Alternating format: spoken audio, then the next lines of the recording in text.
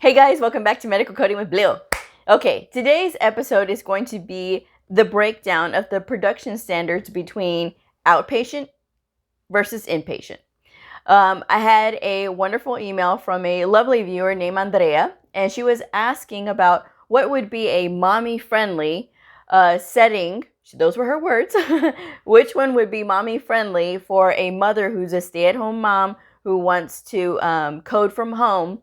Would it be better to do outpatient or inpatient? And she noticed that the outpatient setting, it was very, very different between 15 and 40 average per hour versus inpatient coding, which was only 2 to 3 per hour. Why is there such a vast difference between the two? What is the difference? Okay, so let's get started with the answer on that one. With inpatient coding, you're taking the entire time that the patient has been inpatient in a hospital, okay? So you're coding all of the things at once. So basically, it's 2 to 3 charts per hour, but there's no telling how many days those patients were inpatient in the hospital, okay? So it may be more or less documentation that you're having to review and look at, because you're looking at the entire stay that the patient has been there in the hospital, okay? And that's what you're coding in one. You take the whole record and you look at it, okay? With the outpatient side of the house, we have clinic visits, okay? That's just the easiest way to explain this, okay? These are clinic visits. So say, for instance, a patient comes into the clinic and they come into the podiatry clinic and they see the provider does their note, and everything that happened on that encounter is coded, okay, by the coder, or if the provider is selecting the diagnosis and the procedure, and then the coder reviews it and makes sure everything's there. So that's one encounter. So then they see another patient, that's another encounter. So we are basically, everything that happens on that particular 15-minute or 20-minute or 30-minute appointment or an hour appointment with that patient is captured on one encounter. That's what we're coding, okay? So that's why it's average between 15 and 40 per hour.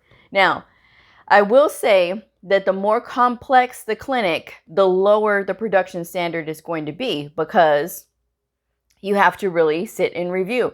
Like, for example, my production standards on the outpatient side per hour is 12 per hour, which gives me 5 minutes to look at every encounter. But I work in a specialty clinic. So because I work in a specialty clinic, the mental work is a lot more detail, okay, in a specialty clinic, all right? Not to say that in primary clinics, like in your primary care clinics, it doesn't get complicated, because it can. It just depends on what's going on with that patient.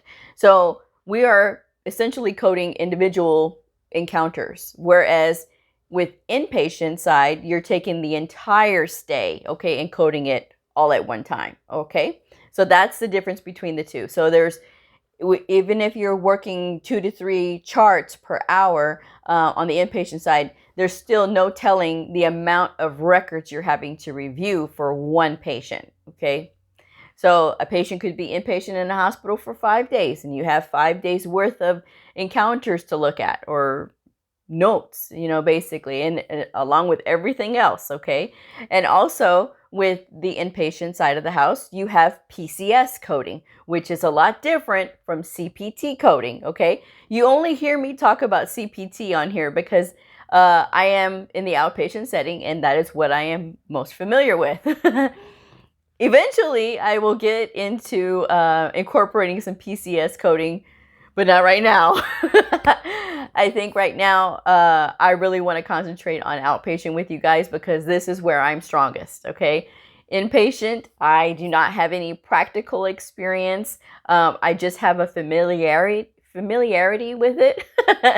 I am familiar, but does not mean I have practiced it, okay? So there is a difference there. And I think with coding, there's a lot to learn. There are some people, especially if you have a CCS, a Certified Coding Specialist, the gold standard. I call it the gold standard of medical coding credentials.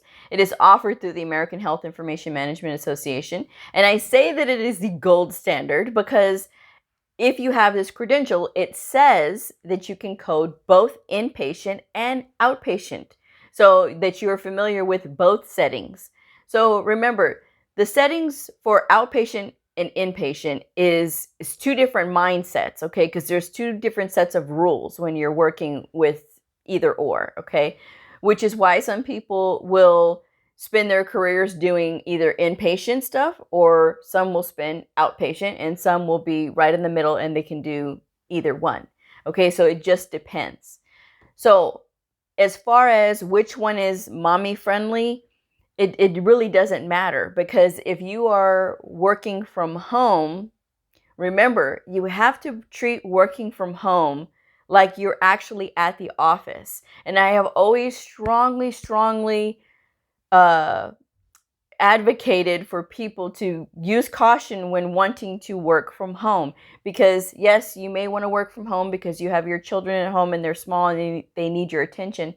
But when you're working with these medical records and you're working with trying to pick up which diagnosis and trying to concentrate and things like that, you're not going to have time to sit there and take breaks and then run back and forth and try to start work and then stop and then start and stop. It has to be like you are actually at an office, okay?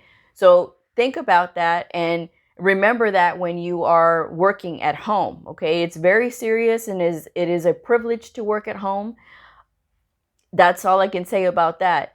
And basically, one is not easier than the other. Inpatient coding is not easier than outpatient, and vice versa.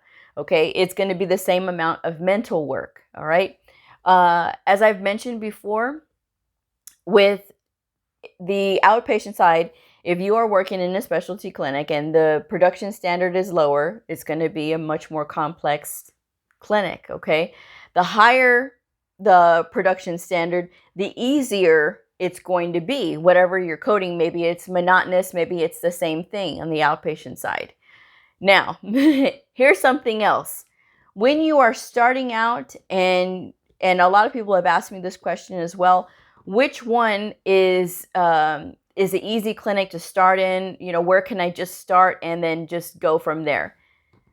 I can't really say which one's going to be easier if it's not monotonous, okay? And if you're going to start, I would strongly recommend that you do not start in a monotonous clinic.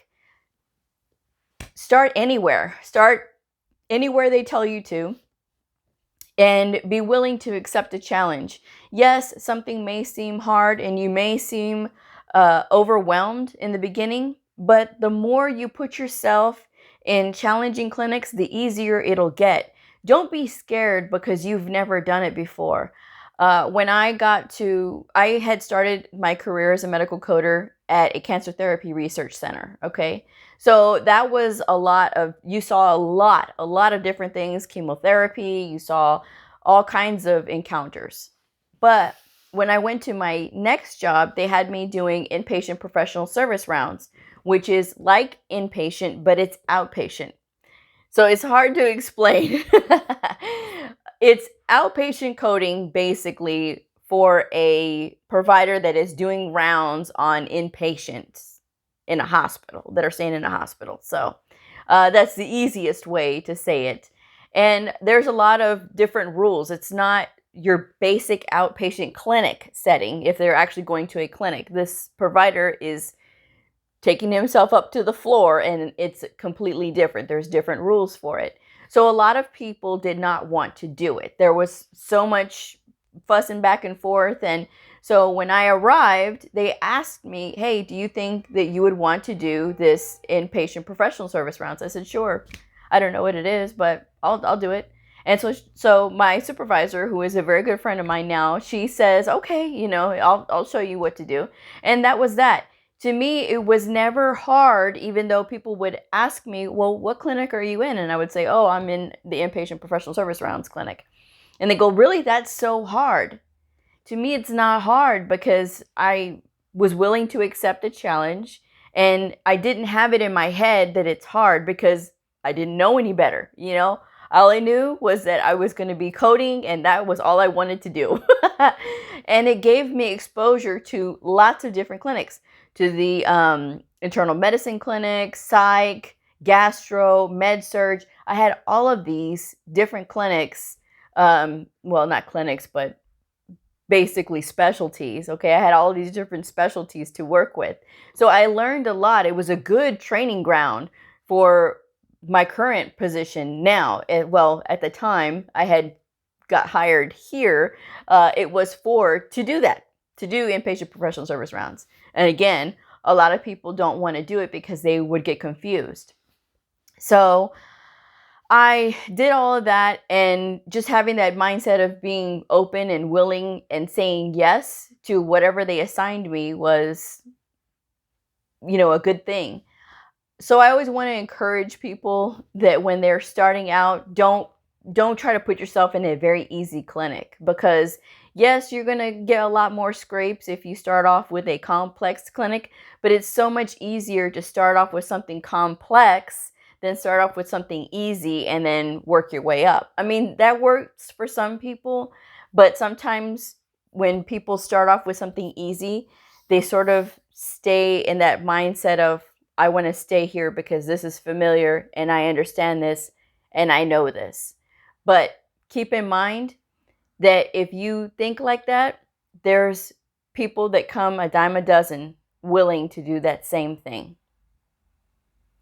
The key is to make yourself valuable. You want to make yourself valuable. And how do you do that? By being well-rounded, by saying yes whenever you are presented with a challenge, by studying hard. Whenever you are presented with doing a new clinic, okay, you want to make sure that you're reading your ICD-10 book, read the chapter, look over the guidelines if there's anything special that you have to know about that. If something about the disease process is tripping you up, read every single article that you can. Google and internet searches are your best friend. Always look for reputable resources, reputable sites to look at, okay? Don't just go to some weird site like info or whatever, you know what I mean? Info on this weird thing. No, you want to look for something like orthoinfo.org is a wonderful site. It is so detailed, so good about giving information about orthopedic injuries and organic conditions. I love that site. And I had mentioned it in my episode that I had done a few months ago about helpful websites for medical coders. I will include it in the cards so that way you guys can see it as well. And I have cms.gov, and cms.gov has the Medicare Learning Network. Now, you always want to read articles about the Medicare Learning Network. There's a lot of insurance companies that model themselves after Medicare, so learning what is acceptable with them or their explanation of things and how to apply codes is really, really very valuable. So you want to do that. It is a lot, and there's so much to learn, and I get it. And sometimes you just want to say, well, I just want to do an easy clinic. Don't do that to yourself. Because if you set yourself up in that mindset of, oh, I just want to do an easy clinic, again, there's going to be people that come a dime a dozen wanting to do easy clinics. Make yourself valuable. Okay? Do that for yourself. Because trust me, when you make yourself valuable and you make yourself where they're really going to need you, you're going to be able to learn a lot, and you're going to be able to be very useful for whatever your organization or for your providers and all the way down the line. It is always better to be good, really good at what you do. And especially when it comes to medical coding, because with these, you'll see these articles about people who bill the wrong things, and these patients, have to go through a lot, or these providers, they get in trouble because of, they're telling the coders, well, you need to bill this and this and this. and then sometimes it's wrong and the coder just does it. Ignorance is not an excuse, and I've heard that more than once. Ignorance is not an excuse. Just because a provider says you will code this code, if it is not supported by the documentation, if it goes against coding rules, you do not do it. Don't do it. And I'm telling you this because it is in coding clinics. It is part of the ethical rules that you do what you are, what the rules and guidelines say. Okay, that's ethics. You want to make sure that you are following the rules, and don't just bend because somebody says you will do it this way because this is the way we've always done it. If it's incorrect, it's incorrect. Okay, so always double check and make sure that everything is correct. That's what I got to say about that. But yes, while it may look like, wow, it's more attractive to do just 2 to 3 per hour versus 15 or to 40 per hour, think about that 2 to 3. Okay, everything, all that glitters is not gold, right? So with that 2 to 3, you may be reviewing 20 days of an inpatient stay, or you may be viewing 30 days of an inpatient stay. You don't know, or it may be just 5 days, or it may be 2 days. It could be any number of those things. It's sort of a lottery, to however many documents you're going to have to review, okay, in that 2 to 3 records. So think about that. And I've heard some of the inpatient coders that I know complain that sometimes they can only get through one chart in an hour. And sometimes it takes them a couple of hours. So that's something to think about as well. And like I said, when it comes to coding at home, you have to treat it like you are at the office. Okay? You have to make sure that you are in the mindset of working and not getting distracted, because a lot of times working from home, the production standards will be higher because they do expect you to be able to concentrate, because you have no distractions. You have no coworkers. You have no providers coming in and out asking questions. There's none of that. So they want to make sure that you are working and you are doing what you're supposed to do. So that's my answer on that one. The way to get more sure about your abilities to do coding and things like that is to do practices as much as you can. There are practice test manuals like for the CCA, the CPC, the CCS, and lots of them have scenarios and things. And there's workbooks that have scenarios as well. So if you want to try to get more practice, especially if you're in school right now, get those testing manuals, even though you may not be sitting for those, and work through the problems and work and try to see if you can get yourself up to speed and getting into a variety of practice. Okay. You can find these cheaply on all kinds of sites, on Amazon, on eBay. You can go to the bookstore and check it out. Sometimes you may get charged more at a bookstore, and sometimes you may get a good deal. So it just depends. Don't go spending lots of money if you can't find a good deal. Okay, always look for good deals when it comes to practice workbooks and things like that, because every year they get updated.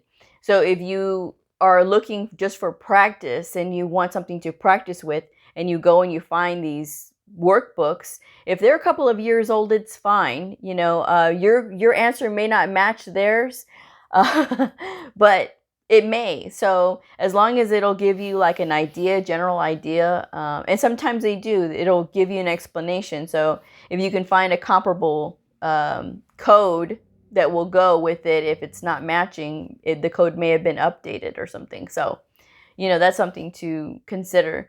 Also, go to the public library. Sometimes they do have the practice manual books over there as well. A lot of people give me that look like, really, Blue, the public library? Yes, the public library, it's free. There's no charge to go into the library. I don't think that my library in my town has the practice books But I know that the medical library at the hospital that I work, they do carry them. So they're just closed for renovation right now, unfortunately. Otherwise, I'd be up there. But if you work in a hospital, try to see if you can go to the medical library and check it out.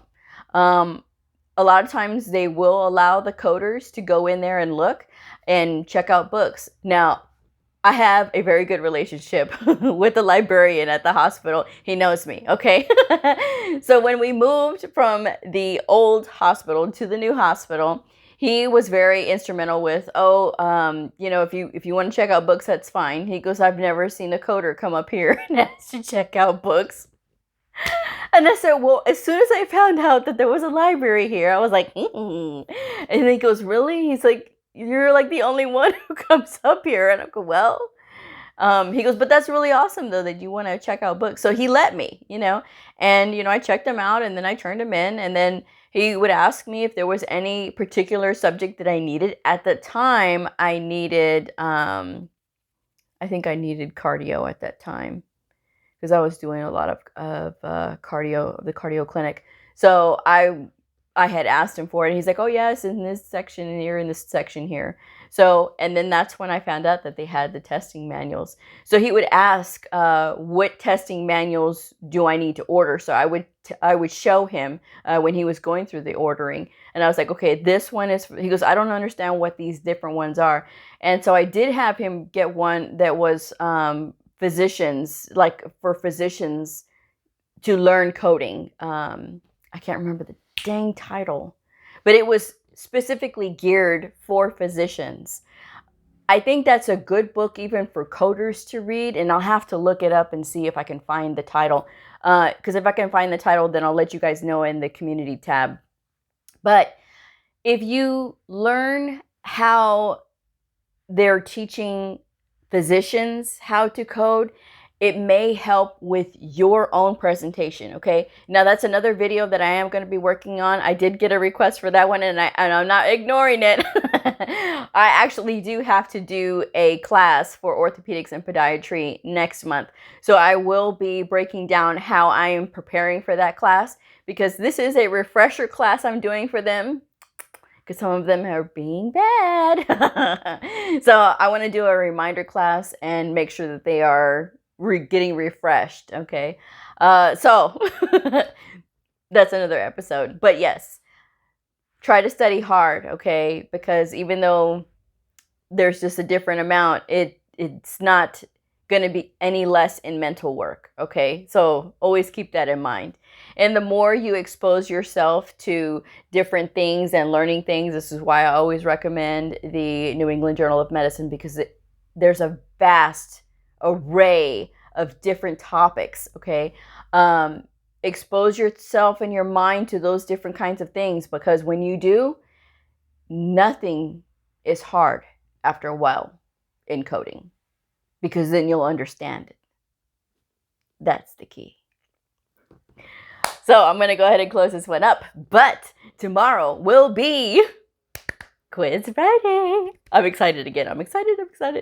I'm also going to be shooting the demonstration, the Back to the Basics, for the CPT and the ICD-10 book. I will have that uploaded probably tomorrow. Those are going to be short, but I'm just going to demonstrate how to use the book and things like that. So that was requested, and I will fulfill that request. All right, so I will go ahead and wrap this up. But if you are a medical coder, a medical coding student, somebody curious about the fascinating world of medical coding, a provider or a nurse, I invite you to like and subscribe and follow me on my journey in medical coding. Okay, I will see y'all tomorrow. Bye.